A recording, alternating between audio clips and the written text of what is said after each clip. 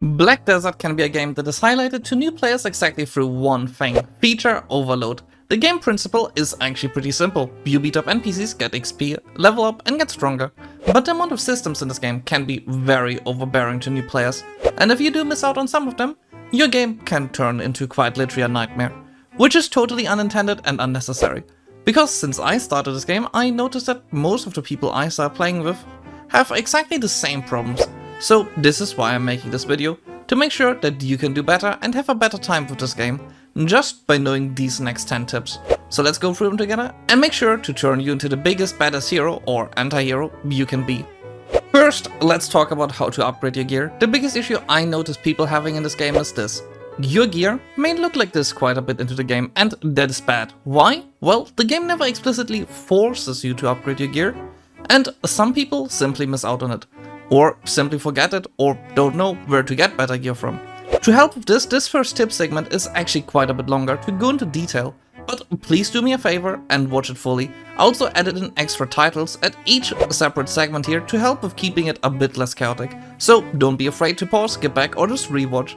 When you play on a seasoned character, which is heavily recommended to new players, you get pretty early on into the game two types of gear: narrow gear and Tuvalu gear.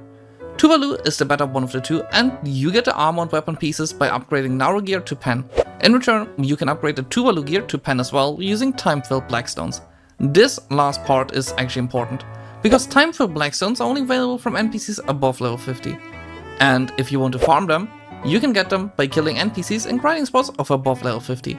Grinding spots are areas marked on the map with the NPC name that inhabits them, as well as a normally suggested AP, as an attack power, and the level of the NPCs. Some of my favorites to grind are Desert Fogans, which is decently hard to get to, as it is deep in the desert, but normally very empty people-wise.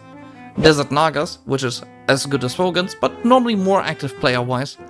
And Polyforest, which is maybe the best farming spot, but also the most used one player-wise, meaning if you want a calm time, you might want to choose one of the two above.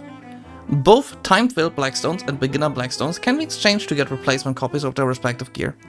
Beginner blackstones for narrow gear and accessories from Fugger under the exchange option, and time-filled blackstones for Tuvalu gear and accessories from any weapon or armor vendor. You can find both of those by using the search function in top right and just entering Fugger's name into the search bar, or walking to the closest stable in a major town, because that is where he always sits around. However, to get one of those replacement pieces, I'm 99% certain that you first need to have had one of those pieces or be level 50 or 56, one of those two.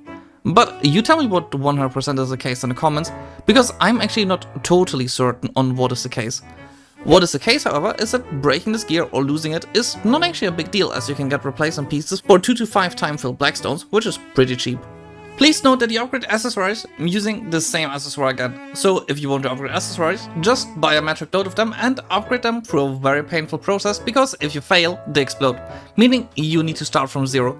And even armor and weapons from Pry onwards for narrow gear and Try onwards for Tuvalu gear will go backwards by one level if you do fail. This is bad. You could use Chrome Stones to prevent them from going backwards that you can buy from armor vendors for 3 million silver apiece, to make sure your gear doesn't go backwards, or use enhancement scrolls to have a higher chance.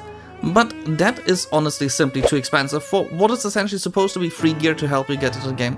There is, however, a better way: fail stacking.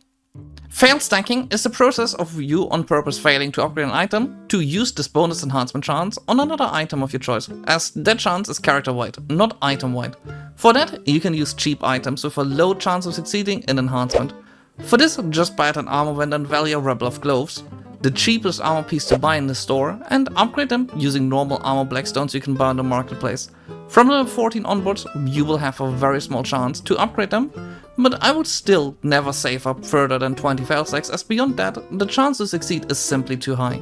But if you do succeed, just talk to the blacksmith and use the option to cleanse the equipment to get it back to level 14 for a small amount of silver. This essentially allows you to save up enhancement scrolls you get from the season pass for later in the game, instead of using them on more or less very cheap gear. You can also save those failstacks if you feel they are going high by using a extraction scroll that you can buy from the blacksmith, and in the enhancement window of the Black Spirit, hitting the extract button. Those failstack scrolls you can in return use later and save up, or use them any moment that you feel that it is good. There's also Nutter's Parchment that lets you at any point save one specific file stack without buying an extra extraction scroll. But we will talk about how to get that one for free a bit later into this video, because that goes into another topic that is covered a bit later. But as a reference, once your gear is fully upgraded, it should look like this: full pen Tuvalu. And that is actually important here, because once you graduate from the server, you can no longer upgrade your Tuvalu gear but still use it. So make sure to not miss out on this chance for free good gear to start a game with. But what you can also get for free is subscribing to this channel and joining my Discord, with which both you can massively support me. So if you enjoyed the video, consider leaving a like, subscribing and joining my Discord server. You may think it is a silly idea to use a PvP server specifically designed to encourage player versus player gameplay to gain a benefit in PvE, but let me tell you, it may be silly, but I'm totally right. When you die in PvP to another player attacking you, you lose in fact nothing. But by being on a PvP server, you gain one huge benefit: a 50% higher loot drop rate. And this is quite significant and can give you a lot more blackstones and rare drops. So if you want to go out grinding, level up, or just have more blackstones and sit at a grinding spot, why not switch to the season PvP server and check out if it maybe is empty there? Because that is more often than not the case. Season PvP servers tend to not really be used that much compared to the regular servers, because everyone has the same idea you have that they are dangerous. So you may end up being on a PvP server and simply having an easier time farming with no actual PvP involved anyway. So just try it out and see if maybe you have an easier time. Not to mention, under level 50, no one can attack you anyway. Do you want to keep your inventory clean and empty? Well, here's how you do. When playing the game, you might notice at the top left next to your XP two other numbers: energy and contribution points. While energy is easy explained, as it is simply used for activities like gathering resources or NPC trading minigame, contribution points on the other hand can be used for Worker Empire minigame for passive income. But I'm not here to explain this today, as you either way will need a lot of contribution points in the first place for it, and it would most likely take out the majority of this video. But you can also use them to essentially create infinite storage space. And that storage space can be used to simply keep your inventory clean. For this, simply click on any town symbol on the map, select a blue building in the town and upgrade the storage to the maximum level, costing you a tiny amount of silver, and you can keep on doing that until your storage space is big enough for you. And if you ever decide that you want those contribution points back, you can simply get rid of the building and have those contribution points back again and use them for anything else. But this allows you to have a maximum storage space per city of 192 slots. Another way is to use the marketplace to store in the warehouse there anything you can potentially sell for more inventory space. And the family inventory is an easy to access inventory, meaning if you use all three of those options, your inventory should be very clean basically all the time. In the quest log, which you can open by pressing the O key on your keyboard, you can find a number of riders. Ongoing, which shows all quests you currently have accepted. Main, which shows all the main storylines in their respective lore order. Suggested, which shows any suggested side quest that gives you some handy quality of life items, or the Nut apartment that we talked about just earlier. And recurring, which shows any and all daily and weekly quests you can do, where you can also find on season characters the weekly quest to get 6 hour time-filled blackstones per week, which is needed to be done once for the season pass. At the bottom of the quest log, you can also filter the quests by life, combat, etc. And if you don't have those activated, you won't see those quests, so make sure to activate them if you search for anything specific. But especially suggested quests are very handy to do early on into the game, because you can see what you get from them, but just make sure to check it out once in a while if you're not sure what to do next, as those suggested quests are very much handy when it comes to improving the game quality. Talking of inventories, there is a few more inventories about too. I could talk about each one in detail, but it is a beginner video, so to keep it short, a crystal inventory to store your crystals and equip them. However, once you stored them in there, you can no longer sell them. But you also can't lose them directly unless they're equipped. You can also switch freely between presets here to make sure you don't lose crystals on death, as some of the higher quality ones do have the chance to break on death. An artifact inventory to store your artifacts and create presets for them to quickly equip them on the fly, but also simply save up inventory space. And a combinables pouch to quickly put together things like boss scrolls, which need to be combined, as well as a tool bag you can receive after doing a suggested quest to equip every life skilling tool at once and have them in one place instead of each one being individually stored in your inventory. Absolutely make sure to do the Magnus questline. The Magnus is a long, very long questline you can do from level 50 onwards, but at the end of it you get a free of choice pen boss armor piece, alongside teleportation, cross-world storage management, and many more free items for you just doing it. All of those being incredible quality of life features you should absolutely take as soon as you can, especially since the quest involves basically no combat at all, meaning how high level or how well equipped you are doesn't matter, next to it also being kinda a change of pace for the game in general. However, keep in mind, you can interrupt the quest chain at any point, but it will take you roughly 4 to 10 hours to finish, which is a long time. But at least you only have to do it once per account, so I guess that is a benefit. So just make sure to do it if you do get a chance to do it, and just be done with it once you can. Pets in this game are not just for decoration, they can pick up loot for you and give you bonuses. The more pets, to a maximum 5 you have, the faster and more loot can be picked up automatically. However, next to that you can also set your pets to an aggressive behavior, which makes them consume more energy but also pick up loot faster. To do that, simply take out your pets and right click the aggressiveness option to change it for all the taken out pets from yellow to red, which is the aggressive behavior. You can also, if you're not actively out farming, switch them back to the green state, which still gives you the bonuses, but does take a lot less energy.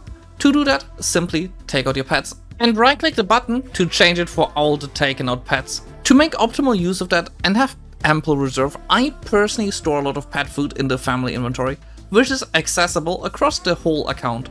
So if you want more pet food, simply buy it off the marketplace and put it in your family inventory. From there you can also immediately feed your pets instead of having to take it out of our storage and put it into your inventory.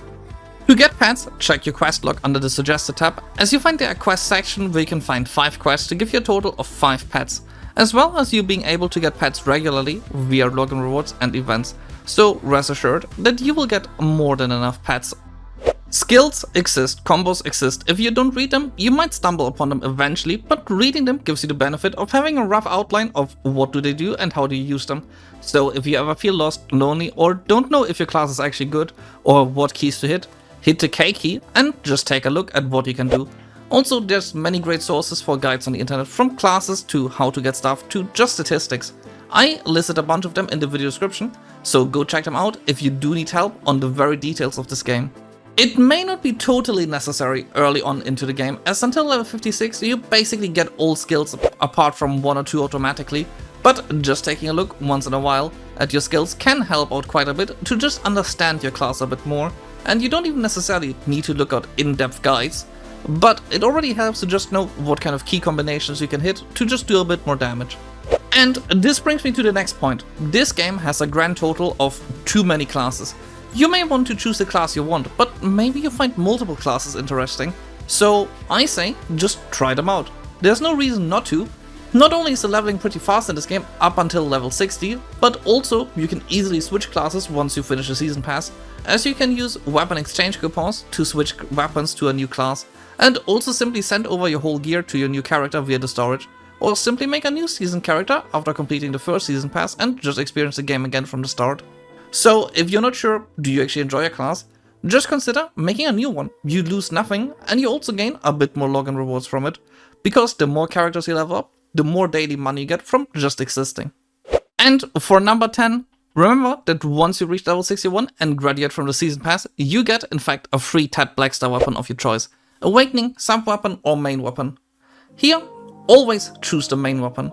For this there's a simple reason. The main weapon gives you more accuracy. Accuracy is important for actually doing damage to enemies. Hence, use the main weapon to have an easier time there. Not to mention that 25% of your AP of your main weapon is even used when playing Awakening as a class.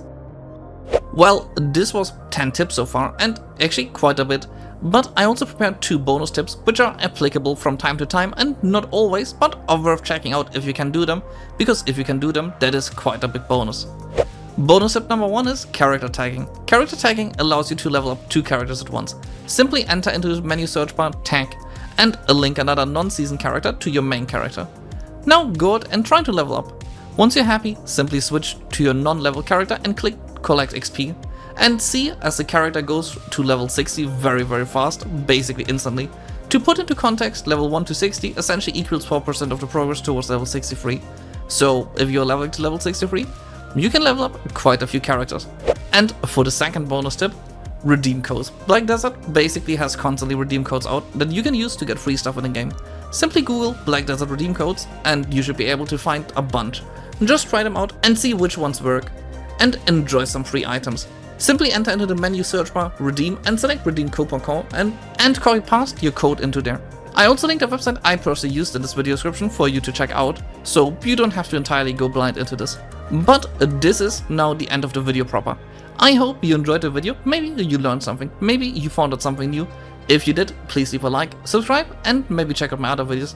And if you do have your own tips, feel free to add them to the comments and I'll also pin them. Also a shout out to my Patreon supporters who support me massively financially. But this was everything, and I hope you guys enjoyed it, and I hope to see you next time. Bye!